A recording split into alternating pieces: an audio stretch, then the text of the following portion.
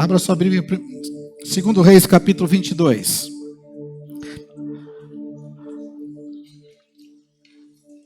A palavra de Deus perdida na casa de Deus. Eu estava pensando nesse texto aqui, fiquei pensando esses dias, uma situação triste, porque nesse texto fala do rei Josias. O rei Josias, ele assumiu o trono num tempo muito difícil do reino de Judá. Na verdade, quando a gente fala Judá, porque o reino estava dividido. Até uns anos antes, o reino era unificado, era Israel, mas depois houve uma divisão. Logo após o rei Roboão, filho de Salomão, assumir o trono, houve uma questão, uma crise política e o reino dividiu. Ficou Judá, o reino do sul, Israel, o reino do norte. Duas tribos, Judá e Benjamim, ficaram no sul, as outras 10 tribos no norte. E quando o rei Josias assumiu, ele foi provavelmente o 16º reino depois dessa divisão. E já o reino de Israel estava bem enfraquecido, as outras 10 tribos já tinham sido dominadas pela Síria. Na verdade, o que tinha sobrado ali mesmo no rei de Judá, assim, que predominava. E o rei Josias, se você for ler aqui o primeiro versículo, capítulo 22 de Reis, fala que ele foi colocado no trono, olha só, com 8 anos de idade. 8 anos de idade. Porque o trono era uma herança. Morreu o pai, assumiu o filho, né? Ele só tinha 8 anos. Só que um rei de 8 anos pode reinar, pode governar? É lógico que não. Mas ele é rei, né? É como se fosse, imagina um empresário, alguém que tem uma grande empresa, muitos patrimônios, e o único herdeiro é uma criança de 8 anos. Se ele morrer, o herdeiro tem que assumir. Ele é herdeiro. É lógico que o juiz, alguém vai nomear um tutor para tomar conta, para ajudar, mas ele é o herdeiro. Então, com 8 anos, ele sentou no trono. E quando ele sentou no trono, não sabia muito o que estava acontecendo, ele foi crescendo. Mas só para você ter uma ideia, o pai dele chamava-se Amon. Foi um rei muito mau. O avô dele, chamado Manassés, foi o pior rei da história de Israel. O pai dele reinou só 2 anos e morreu. O avô dele, Manassés, 55 anos. E o Manassés foi tão ruim como rei que ele desviou o povo dos caminhos de Deus. Se você vê a história de Manassés, você fica até meio revoltado. Como que podia ser tão ruim? Ele fez mal o que era mal aos olhos do Senhor. Fez coisas detestáveis. Reconstruiu os altares que o pai dele, Ezequias, tinha destruído. Altares a Baal, a Azerá. Prostrou-se diante dos restos dos céus. Isso Manassés, o avô dele. Chegou a queimar o próprio filho em sacrifício a Moloque. Olha que absurdo. Então ele foi espalhando idolatria.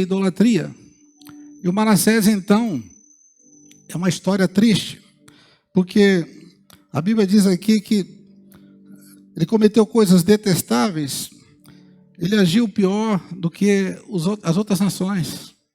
Foi muito pior.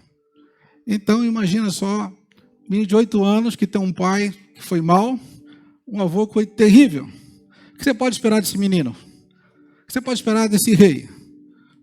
Existe um ditado, tal pai, tal filho, é isso? Todo filho se parece com o pai. Vai ser um desastre, Josias. Falou, olha, se o Manassés foi ruim, o Amon foi pior, o que se esperar? O que podemos esperar do Josias? Mas veja o versículo 2 aqui. Olha que surpresa boa, né? Que surpresa maravilhosa, tá? Olha só, o Josias fez o que é justo aos olhos do Senhor, andou no caminho, não do Manassés, mas do seu antepassado, Davi, sem se desviar para a direita nem para a esquerda. Que notícia maravilhosa, irmãos. Olha, filho do pior rei, o neto do pior rei, de repente, que surpresa. Ele agradou o Senhor. Porque, pensa bem, uma criança não sabe nada, ela vai saber o que ensinarem para ela. A importância de você, então, ter uma criança ser bem caminhada. Porque apesar do pai, apesar do avô, no versículo anterior, inclusive, cita o nome da mãe dele. Por que destacou o nome da mãe? Quem ensinou, né? A Gedida foi a mãe dele, a Gedida ensinou diferente. A gente falou assim, não faça o que seu pai fez, você vai morrer também. Nem faz seu avô também, igual que Deus fez com seu avô, porque depois o avô dele foi exilado, ele foi preso para a Síria. Foi um gancho no nariz e foi correntado de bronze. Olha o que aconteceu com seu avô. Então você tem, meu filho, olha, você tem que obedecer a Deus. E a criança, ela começa a ouvir a mãe. Quando o pai está ausente, né? O pai morreu, a mão morreu. Quem ficou? Ficou a mãe, tá? A Gedida. Então, olha só o papel das mães como é importante. Amém? Dos pais também. Mas se o pai falhar, a mamãe tem que assumir, né? E ensinar a criança. Porque ele, com 8 anos, ele assumiu o trono e ele vai começar, então, a escrever uma nova história. Amém? Será que o nosso filho pode escrever uma nova história? Será que o nosso filho pode escrever uma nova história na nossa família? Uma nova história na nossa geração? Vai depender de como você ensinar. Como você cuidar dos filhos. Lembrando do Manassés, o avô dele. O bisavô dele foi Ezequias, um rei maravilhoso, um rei extraordinário. Foi aquele rei que, lembra, no final da vida dele, ele estava para morrer, pediu mais 15 anos de vida, Deus deu para ele. Foi Isaías lá, falou, olha, Deus vai te dar mais 15 anos. Foi aquele rei que foi invadido pela Síria com 180 mil soldados contra ele, ele não tinha como lutar. Veio o anjo do Senhor, matou 180 mil soldados. Esse é o bisavô. Mas o Manassés foi terrível, por quê? Porque o bisavô dele não cuidou do filhinho que era o Manassés, deixou na mão de alguém, talvez era uma mulher terrível, mulher idólatra, porque os reis, às vezes, para fazer coligações políticas, casavam com mulheres estrangeiras, algumas eram idólatras. Pode ser que foi assim com Manassés. E foi assim, de repente, a mãe ensinou assim, e foi assim que ele viveu. É por isso que a Bíblia diz, ensina o menino, ensina a criança no caminho que ele deve andar. Amém? Temos que ensinar, irmãos. E semear nossos filhos. Esse é um destaque importante, tá?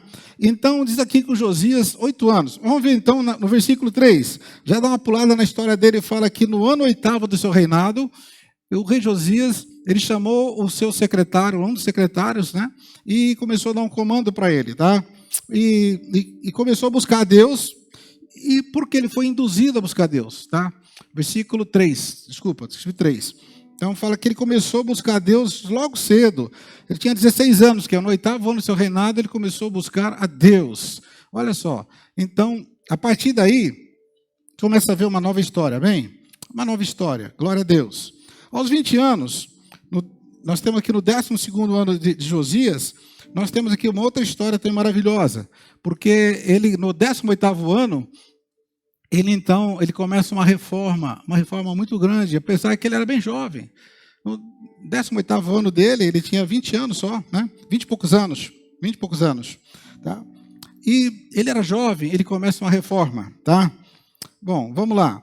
Ele, nessa reforma, acho que no versículo 4 em diante, começa a falar, por favor, é isso.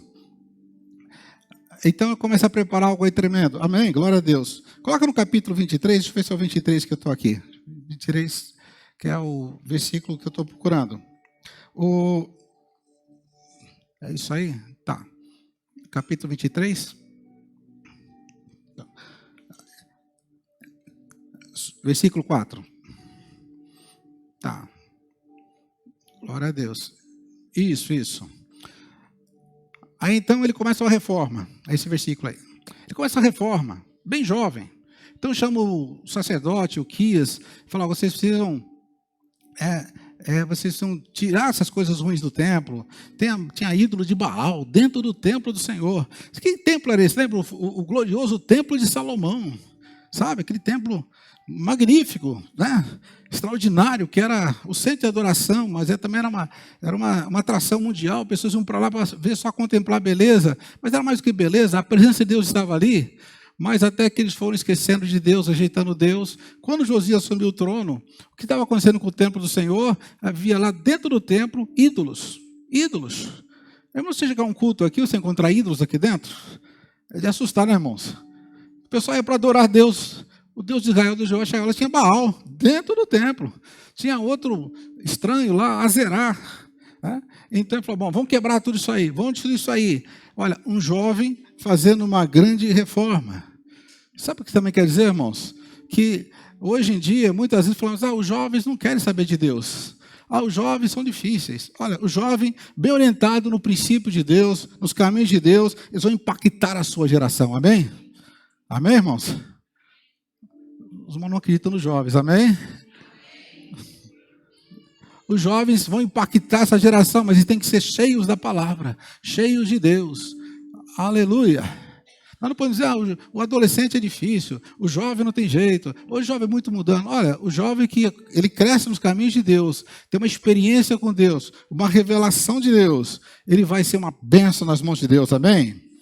E então ele começa essa reforma tremenda, tá? Vai seguindo aí. Ele faz então a purificação do templo, amém? Purificação do templo. E nós temos aqui então um exemplo do Josias, que ele começa a purificar o templo, e a partir dali essa reforma foi importante, porque ele teve que bater de frente com todo aquele pessoal que usufruía, o pessoal que estava ali, né, você sabe, onde tem as religiões, tem os sacerdotes, o pessoal vive disso, e tinha todos os interesses políticos, religiosos e financeiros, mas ele foi duro, foi forte. Apenas 26 anos, mas ele estava firme no propósito, amém? Aleluia. E então essa reforma foi assim, impactante, porque a partir daí ele foi mostrando que ele estava seguindo o Deus verdadeiro. Ele passa a ser uma referência, passa a ser um exemplo. Como é bom a gente às vezes ver na política alguém que segue a Deus, amém? Né? Fala, esse é nosso irmão, esse aí defende valores, esse aí, olha só o que ele está falando, esse aqui não abaixa a cabeça para a corrupção, esse aqui não cede para a idolatria. Como nós precisamos de pessoas como Josias hoje, precisamos, sim, amém? Precisamos, pessoas assim. E Deus quer levantar Josias, quer homens assim. Mas você vê que desde criança foi formado na palavra de Deus. Foi crescendo na palavra de Deus. Adolescente, 16 anos, palavra de Deus. Com 20 anos, palavra de Deus. Você vê a história dele, é uma história de muitas revoluções. E os homens então começaram a reparar o templo. A partir daí, coloca o versículo 4, né, em diante, daí, por favor. Agora, a partir daí do versículo 4, versículo 5. Então, os homens foram... Exatamente. A reforma foi profunda, irmãos. Foi uma reforma profunda. Glória a Deus. Mas nessa reforma aconteceu algo interessante. Volta no capítulo 22, versículo 8, por favor. 22, 8. Tá? Quando ele estava fazendo a reforma do templo, surpresa. Encontraram o quê?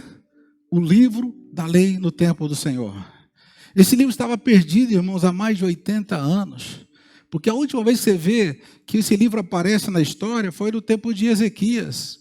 Depois o avô dele ficou 55 anos, não tinha mais, tirou tudo, era só idolatria. Depois veio o Amon, mais 2 anos. Depois o próprio Ezequias, isso só foi acontecer quando ele tinha já 26 anos. Então você vai fazendo as contas, mais de 80 anos, que o único lugar que tinha a lei do Senhor para ler, que era o templo, eles não encontravam, que se perdia no meio daquelas... tinha tanta coisa ali, foi misturando aqueles entulhos, aquelas sujeiradas, e o templo se perdeu a lei do Senhor. Se perdeu a lei do Senhor, perdeu a Bíblia, só tinha um rolo. Não era que nem hoje você vai na biblioteca, vai na livraria e compra a Bíblia, não tinha isso, era um só. Esse único perdeu. Se não perdeu, ninguém ouve a palavra, ninguém lê a palavra. Aliás, só perdeu porque não estava lendo mesmo. Os levitas não liam mais a palavra, os sacerdotes não liam mais a palavra. Perdeu-se, olha só, perdeu-se a palavra de Deus dentro da casa de Deus. Que absurdo, né, irmãos? Você ia para a casa de Deus, não tinha a palavra de Deus. Ninguém sabia onde estava. Nem perguntava mais, perdeu. E nessa reforma foi encontrado o livro da lei do Senhor. O Safã, que era o secretário, leu, e a partir daí, então, ele falou assim, precisa mostrar isso para o rei. Acho que o rei vai... Vamos ver o que o rei vai fazer. Então, vamos ver os versículos seguintes, tá? Ele chegou, então, o secretário voltou para lá e falou para o rei, olha, nós fizemos tudo o que você falou, tu mandou, pode passar o próprio versículo, né? E acrescentou para o rei, olha, o sacerdote Ilquias entregou-me um livro e deu para o rei ler. O que aconteceu, irmãos, quando o rei leu esse livro maravilhoso? Versículo 11. Assim que o rei ouviu as palavras do livro da lei, rasgou as suas vestes. Um gesto de humilhação, desespero. Por quê, irmãos? Porque ele foi entender, porque tantas desgraças... Por que tanta miséria, tanta tragédia? É por causa disso. Nós não estamos obedecendo esse livro. Nós não estamos seguindo a palavra. Por que tanta tragédia, irmãos? Porque não estamos seguindo a palavra. Porque esse mundo é tão confuso, porque não tem a palavra. Porque a economia vai mal, porque tanta corrupção, porque não tem a palavra. Porque tantas famílias desestruturadas, tantos casamentos, tantos filhos, né, desviados, porque não tem a palavra. E o rei ficou desesperado. Quando você vê, então, esse caos que o mundo está, você tem que saber o seguinte, é porque não tem a palavra de Deus, na verdade. E se nós lemos a palavra de Deus e não sentimos nada, ficamos indiferentes, será que nós temos a sensibilidade mínima como o rei Josias teve? Porque ele, quando leu aquilo, ele entrou em pânico. Ele entrou em pânico, irmãos. E aí, então, no versículo 12, ele falou, eu entendi, mas eu preciso entender melhor. Faz o seguinte, deu umas ordens para eles ali, muito importante. Está no versículo 13. Vão consultar o Senhor por mim. Vão lá, procura uma pessoa aqui. Eu preciso saber mais, consulte por mim, porque a ira do Senhor contra nós deve ser muito grande. Pois nossos pais, os nossos antepassados pecaram, não obedeceram a palavra desse livro, nem agiram de acordo com tudo que nele está escrito. Será que nós estamos conscientes, irmãos, de que nós estamos sofrendo por causa dos nossos pecados? Em Lamentações, capítulo 3, Jeremias faz uma pergunta interessante. Aliás, Jeremias foi contemporâneo do rei Josias. É desse tempo o Jeremias. E Jeremias fala assim, de que se queixa o homem vivente? De que se queixa? Queixe-se cada um do seu próprio pecado. Nós estamos sempre queixando de um, queixando do outro, queixando disso, queixando da sorte, queixando... E queixa, né? O marido queixa da esposa, o filho queixa do pai, o outro queixa do governo, queixa do patrão, queixa do empregado. De que se queixa? Qual a queixa? Queixe-se cada um do seu próprio pecado. Mas você só vai queixar do seu próprio pecado, você só vai ter... Se você for impactado pela palavra de Deus. Porque só o Espírito Santo convence. Só o Espírito Santo. E você vê então que o Espírito Santo impactou. Ele falou, vamos consultar o Senhor por mim. Eu preciso entender mais. Os sacerdotes estavam tudo idólatra, tudo corrompido. Ele falou, não vou perguntar para eles. Os levitas nem sabiam, não liam mais a Bíblia. 80 anos perdido o livro. Quem sabia a Bíblia? Ninguém. Ele falou, mas tem alguém que sabe. Vamos consultar. E no versículo seguinte, no versículo 14, então, eles vão procurar alguém. Amém? Vão procurar uma profetisa. Por falta de homem, tem que encontrar mulher, né, irmãos? Tinha uma mulher de Deus ali, amém? Então eles foram falar com a profetisa Hulda, mulher de Salum. Ela morava ali no bairro Novo de Jerusalém. E foram lá atrás dela, falou, o rei quer saber por que essas coisas estão acontecendo. Ele está lendo o livro da lei, está desesperado. O que o senhor tem a dizer para a gente? Qual é a palavra do Senhor? E a mulher, então, a profeta do Senhor, ela libera uma palavra, versículo 15. Olha o que ela fala, irmãos. Versículo 15. Amém. Digam, assim diz o Senhor, digam ao homem que os enviou. Versículo 16. O Senhor está dizendo o seguinte, trarei o quê? Desgraça sobre este lugar e sobre os seus habitantes, tudo que está escrito no livro da lei que o rei leu. Sabe, irmãos, o profeta não pode falar o que o povo quer ouvir. Tem que falar o que Deus quer falar. Tem que falar o que precisa ouvir. As pessoas procuram profetas muitas vezes para ouvir coisas bonitinhas. Nem sempre, irmãos. Se você não está de acordo com a palavra de Deus, as palavras de Deus para você não vão ser palavras muito doces. Pode ser que sejam palavras da ira de Deus. Mas a ira não vem para destruir, vem para corrigir. Vem para tratar você. Já pensou? Você vem aqui e você fala, pastor, ora por mim. E aqui, né, está profetiza Hulda, né? A Hulda fala, meu irmão, vem aqui. Olha, você perdeu a palavra de Deus na sua casa. Não tem mais palavra lá. Eu tenho um livro, não. Você tem um livro. Palavra não tem. E a ira do Senhor está sobre a sua casa. Trair desgraça sobre a sua casa. Vai ter câncer, vai ter acidente, desesprego. Como você fica, irmãos? Vou para outra igreja. Isso não é comigo, não. Está amarrado. Ou está ali e fala melhor. Profetiza Hulda, não. Tem irmão que fala bem, ele fala, meu servo, eis que estou contigo, olha a chave da bênção, e bababá, e você sai pulando de alegria e continua no pecado. Mas não tem alegria, né, irmãos? Pode ter alegria exterior, porque você vai chorar. Porque Deus não está brincando, irmãos. Por que o Josias temeu? Porque viu que o negócio é sério. Vem desgraça sobre o povo. Ele entendeu. E a Hulda foi confirmar, é isso mesmo. Virá desgraça para esse povo. Vocês vão sofrer muito, porque só tem pecado, essa nação está em pecado. O meu povo separou, o seu povo não tem mais palavra. Cadê a palavra de Deus? Perderam a palavra de Deus. Versículo 17 fala, olha, porque me abandonaram, queimaram incenso a outros deuses, provocando a minha ira por meio de todos os ídolos que as mãos deles têm feito. A chama da ira, minha ira. Olha, Deus tem ira, irmãos. A gente fala muito, Deus é amor, Deus é amor. Fala que Deus é ira para as pessoas. Quem quer um Deus de ira, diga bem. Você não quer, não precisa querer ou não querer. É só você sair da palavra que você vai entender que Deus é ira. Ele se ira. Não, Deus é amor, Deus é compaixão, mas Deus, a santidade de Deus exige uma ação, e aí vem a ira, mas a ira de Deus é santa, irmãos, amém? Deus se ira, não precisa pedir perdão para ninguém.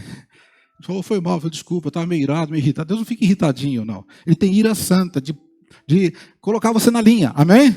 Tratar você. Então ele vem para tratar, vem para corrigir. A Bíblia diz que Deus até açoita, mas aquele que ele ama. É a ira de Deus. Então, você pode ficar preparado, porque se você não ficar dentro da palavra, a ira de Deus vai te alcançar. Amém? Amém? Ninguém fala bem, né, irmãos? Mas vai alcançar assim mesmo.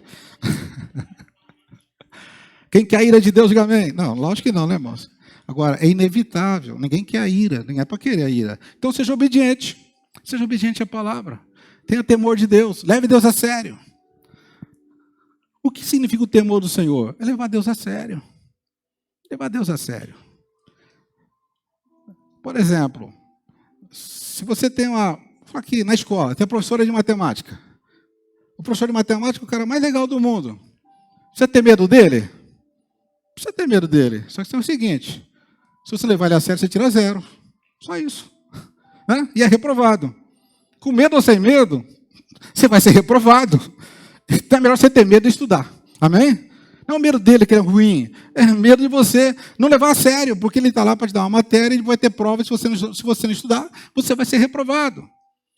Só tem um jeito de ser aprovado por Deus, é levar Deus a sério. Senão vai ser reprovado. E você tem medo de Deus, levar Deus a sério. A gente vive uma vida toda atrapalhada, uma vida bagunçada, de qualquer jeito, pois chega aqui e quer ser abençoado. Não levou a Deus a sério. Aí Deus falou assim, não me levou a sério, meu filho, também não vou levar a sua oração a sério.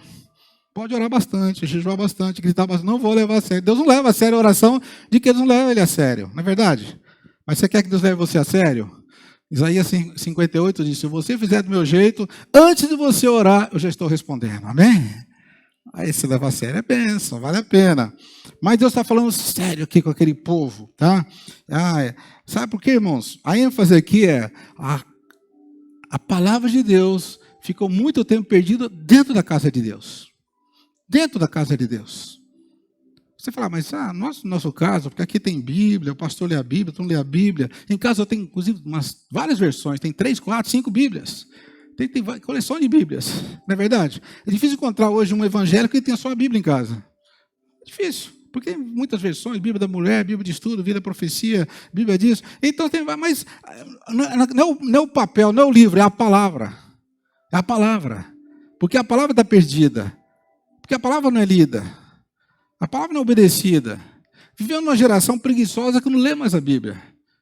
É uma geração preguiçosa, não lê nada, menos a Bíblia. É assim. Não lê a Bíblia, não lê a palavra, não medita, não estuda. Quer ver a igreja vazia, chamar para o estudo. Estudar. Puxa, eu estou tão cansado. Tem todas desculpas. Porque não é importante estudar a Bíblia, não é importante ler a Bíblia. Só que é o seguinte, à medida que você vai esquecendo da Bíblia, Deus vai esquecendo de você. Afastando da palavra, Deus vai afastando de você. E você vai perdendo a palavra de Deus dentro da casa de Deus. É o que aconteceu com aquele povo. Nós estamos falando isso, irmãos, para poder despertar. Amém? Tem que haver um despertamento da palavra, um reavivamento da palavra, uma valorização da palavra.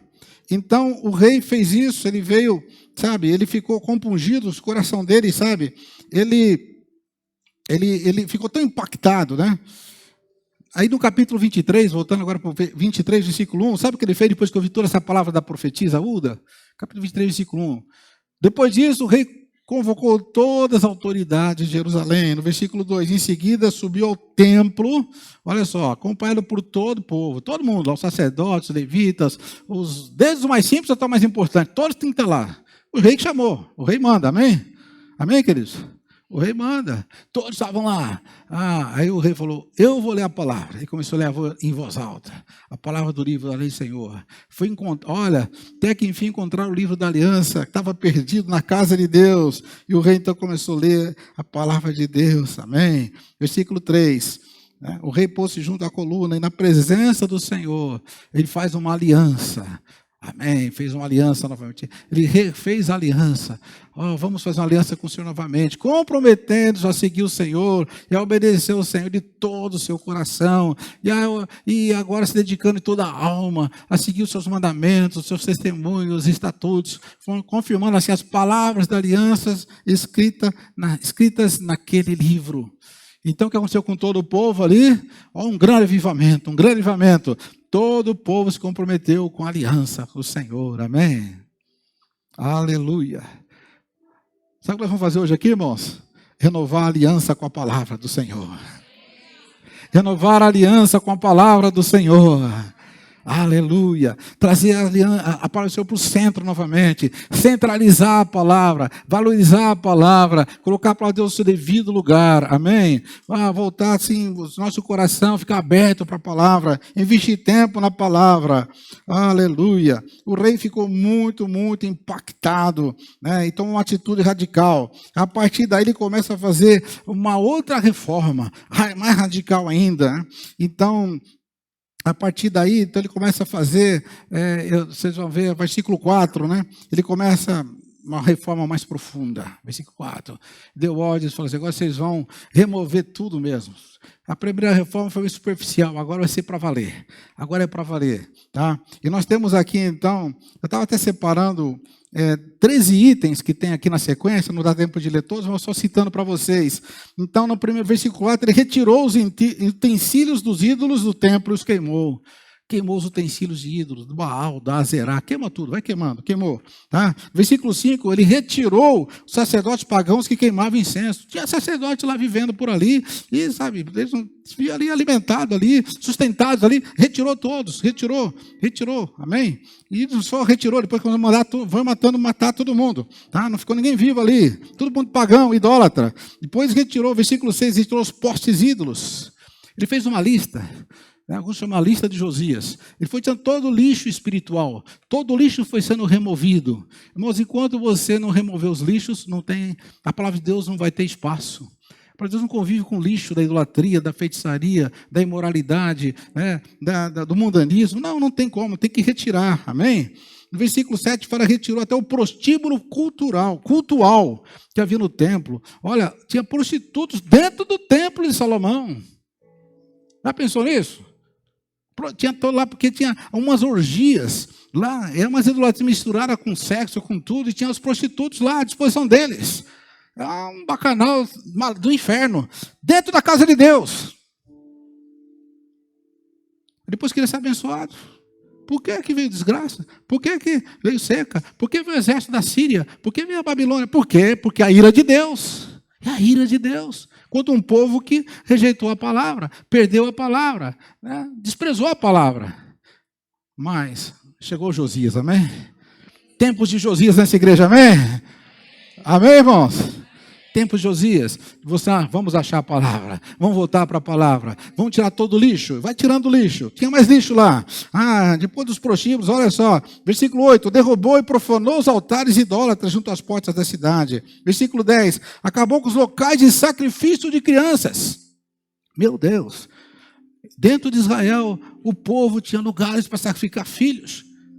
Lembra o avô dele, o Manassés? Chegou a sacrificar seus filhos também, olha. Quando a pessoa vai ficando idólatra, a idolatria vai entorpecendo, vai brutalizando, a pessoa vai ficando tipo um animal, ele já perde a noção, vai desumanizando ao ponto de sacrificar o próprio filho, para ter vantagens, para resolver problemas, então sacrifica o filho, põe no altar, queima ele para o Moloque. Você vai sacrificar seu filho no altar do Senhor, amém? Não vai queimar para o Moloque não, aleluia, amém? Mas esse caos, ele continuou.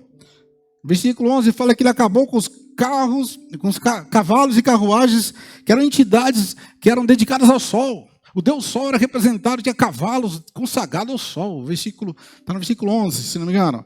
Tá? E tantas outras coisas. Versículo 12 fala que despedaçou todos os altares que foram feitos pelo Manassés. Lá no tempo do Manassés, o bisavô dele. Vai quebrando tudo, quebra tudo. Tempo de reforma. Reformando. Moço corajoso, né, irmãos? Você acha que foi fácil? Você acha que tem que enfrentar todo o povo? Enfrentar multidões? E todo mundo dependia daquelas religiões, dependia daqueles rituais. E todo um sistema. Porque o mundo vai, virando um sistema onde todos dependem daquele sistema financeiramente, socialmente, religiosamente. Ele foi quebrando tudo, irmãos. Tem hora que a gente fica dentro de alguns sistemas religiosos, alguns sistemas sociais, alguns sistemas culturais. São contra a palavra de Deus? Quebra tudo, amém? Joga fora, amém? Amém, irmãos? Profanou os altares que Salomão fez a Asterote. Olha o sábio Salomão aqui, estava louco nessa fase, não era mais sábio. Atendendo às mulheres idólatras que ele tinha, ele consagrou coisas a Asterote, está no versículo 13. Quem quebrou? Josias. Mas Salomão viveu 400 anos antes. Demorou 400 anos para alguém lá quebrar as Asterote da vida, que eram, né, deusa repugnante dos sidônios. Essa era sanguinária, violenta, altamente de devassidão sexual. O deus repugnante de Moabe, o Camus. Até o Moloque, deus detestável do povo de Amon, os amonitas. Estava o Josias lá. Hoje tem tanto lixo, irmãos. Se a gente for ver, só que não chama de lixo. Faz parte da cultura, faz parte da gente. Tem tanta coisa hoje. Tem internet, tem televisão, tem costumes, tem coisas que vão entrando e a gente não percebe que são lixos. É por isso que não se lê mais a Bíblia, porque tem tanto lixo na cabeça que não tem espaço para a palavra. Fiz uma pesquisa, quem lê um capítulo da Bíblia por dia, vocês vão ficar decepcionados. Mas quem come muito lixo por dia, horas e horas, come. Chegou a hora do Josias levantar, amém? Amém, irmãos? Vai ser uma guerra, mas vai haver uma grande vitória do Senhor. Despedaçou, versículo 14, despedaçou os postes sagrados e colunas sagradas. Versículo 15, queimou, reduziu os altares de Betel. Versículo 19, eliminou os altares de Samaria. Depois no versículo 24, versículo 24, eliminou quem? Os médiuns e espíritas. Tinha tudo lá.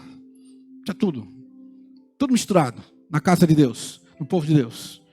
Tinha mediunidade, tinha espiritismo, tinha consulta aos mortos, consulta à entidade. Tinha uma salada de tudo do inferno lá. Mas Josias se levantou forte na palavra de Deus. Amém? Só tem um jeito de segurar a ira de Deus, irmãos. A ira santa de Deus, ela é implacável. Por quê? Porque não se brinca com Deus. Não se brinca. A gente vê gente divorciando, gente falindo, gente morrendo, gente... sabe o que é? Porque não levou Deus a sério. Não levou Deus a sério. Eu creio que nós temos que nos arrepender muito como igreja. E tem uma coisa, que é um princípio, né? O lixo nunca sai sozinho. É o que tem que tirar. O lixo não sai daí só porque quer sair. O lixo só vai acumulando, só vai aumentando. Vocês perceberam? O lixo nunca diminui. O lixo aumenta, a nossa vida é assim também. Quando você percebe, você abre a porta, vai entrando lixo, vai acumulando lixo. E vocês sabem, em casa, todo dia tem que tirar o lixo, não tem? Vai acumulando, vem mosca, vem bicho, vem balcheiro. Tem que tirar o lixo. Tem que tirar o lixo, sim ou não? Quem tira o lixo de casa, diga amém. Lógico, tem que tirar, irmãos. Eu sei, são todos muito higiênicos. Mas, e espiritualmente, como é que fica? Vai acumulando? Olha, irmãos, essa parte é difícil. Porque você fica meio anestesiado, começa a tolerância. Não tem problema. Não deu para orar, não precisa orar. Irmãos, uma igreja que não ora, que não lê a Bíblia, não medita na palavra. Se o seu coração ele tem um buraco lá, se não tem palavra de Deus, alguma coisa vai estar lá. Vazio não fica. Alguma coisa ocupa esse espaço. Alguma coisa vai ocupando espaço. E assim, infelizmente, se não é palavra de Deus, o contrário é lixo espiritual. Deus quer a igreja limpa, amém? No versículo, alguns versículos que eu até estou pulando aqui, que não dá tempo de falar, né? Mas um dia ele chegou em Betel. Betel já fazia parte, nem era do território dele, já fazia parte da Israel, né? Que ele estava em Judá. Mas Israel já estava tão enfraquecido que ele já foi invadindo lá também. Fala que várias tribos de Judá começaram a aderir a ele, porque ele começou a purificar tudo. Ele chegou em Betel, ele falou assim, vamos profanar esses altares. E como ele fez para profanar os altares? Quando profana, a profanação é um ato assim de... imagina uma pessoa que tem uma religião qualquer, tem um objeto, ou tem uma coisa que é muito sagrado para ele, você vai lá e você... se você faz assim, coloca uma sujeira em cima, ou você quebra aquilo, ou gospe em cima, sei lá, você pode profanar aquilo, a pessoa vai ficar revoltada, às vezes não quer nem usar mais aquilo. Então, ele falou, vamos profanar isso aqui. Fazer o seguinte, ele falou, abre essas sepulturas dos sacerdotes que sacrificavam nesses altares aqui em Betel, queima esses ossos, joga a cinza em cima.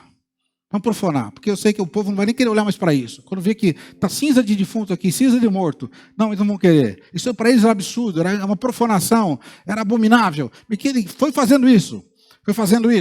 Ele começou então, diz aqui, versículo 15, chegou em altar e tinha lá um santuário do Jeroboão, e do primeiro rei de Israel, e levou Israel a pecar, demoliu o santuário, reduziu a pó, etc, tal, né? Começou a ver túmulos ali, começou a queimar. Versículo 16, quando Josias olhou em volta, viu os túmulos que havia na colina, mandou retirar os ossos humanos para queimá-los, né, no altar, profanar o altar, conforme a palavra de Deus tinha proclamado muitos anos antes. Talvez não sabia dessa palavra. Porque de repente, o que aconteceu? Ele viu ali um monumento. Versículo 17. Olha só. Que monumento é esse? Vamos queimar? Não quebra não. Esse não, rei. Por que não pode quebrar? Esse que é o túmulo do homem de Deus que veio de Judá e proclamou estas coisas que você está fazendo aqui. É mesmo? É. Vamos ver a história. Aí você vai ver lá em Êxodo, lá em 1 Reis, capítulo 13, diz que quando o rei Jeroboão, esse que foi citado no versículo anterior, ele separou do Reboão, e foi o Roboão ficou com Judá, ele ficou com as outras tribos, ele com medo de perder o povo, se o povo fosse para adorar em Jerusalém, ele fez o altar em Betel. Lá em Betel, como os sacerdotes legítimos da tribo de Arão ficaram lá em Judá, em Jerusalém, em Betel ele constituiu outros sacerdotes que não tinham legitimidade. E os sacerdotes começaram então a trazer ídolos. Então, um dia ele estava lá, o próprio Jeroboão, o rei Jeroboão estava lá, e começou a fazer o sacrifício, fazer aquele cerimônia todo com o povo ali, que o povo não tinha revelação de Deus. Então, o que ele falava, o rei falava, o sacerdote falava, eles iam fazendo. E então, quando o rei começou a fazer um sacrifício ali, um cerimonial idólatra, chegou um homem de Deus. Chegou um homem de Deus, que não diz o nome, que está lá em 1 Reis, capítulo 13, fala assim, que chegou um homem de Deus e ele profetizou contra o altar. Ele falou contra o altar, né? Falou, altar, vai nascer um homem. Vai nascer um homem, olha só. Sabe quando aconteceu isso, irmãos? 310 anos antes. Olha a exatidão profética.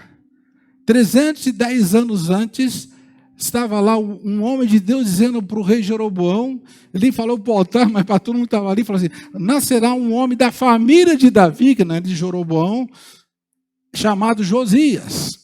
E sobre você, altar, ele sacrificará o sacerdote dos santuários locais, que agora queima o incenso aqui, vai sacrificar ossos humanos queimados sobre você.